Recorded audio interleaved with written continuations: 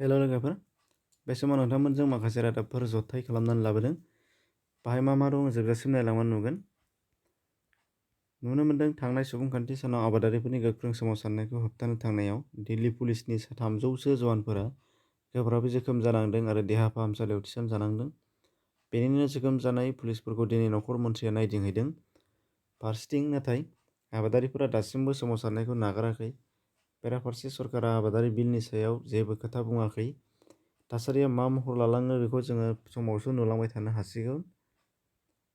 नुनो मोन्दों दिनैनि बिटिसिनि गोदान सरकारा जर'खा बिटिसि एसेम्बलि जथुम्मा खुंलांबाय। बेयाव अबिराम महानायकखौ लोगो बुंथिगिरि महरै थिसनबाय होनदों गोदानै। फारसेथिं बे जथुम्मायाव बेरेखा हानजा बिपिएफनिफ्राय सासेबो बाहागो लायाखै होननानैबो खौराङाव फोरमायदों।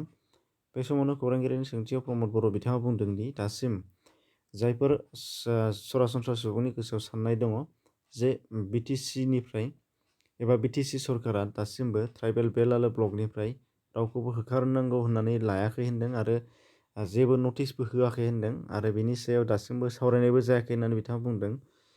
अदेबानि गोजौ बिजिरसालिया माबाफोर आयदा लानो नागिरदों नामा बेनि सायाव बिथांमोना बेखौबो जेबो मिथिया होननानैबो बुंदों। सासे 19 बोसोर बैसोनि गथ'सा गोमानानै दङ। रायजोफोरनि मदद बिदों नखरनि सुबुंफोरा।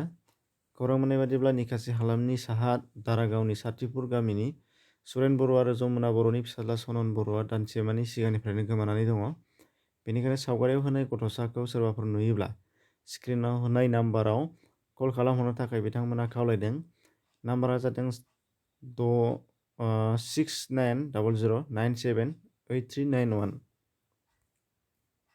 CBSEजों खुंजानो गोनां आनजाद थाखो 10 आरो 12 खौ फैगौ 2 फेब्रुआरिनिफ्राय खुंनो बिथोन होनाय जादों। Union education minister Ramesh Pokhriyal बिथाङा। साख्रिनि रादाब दङ बेवहाय PNRDनि ग्रेड 4 पियन।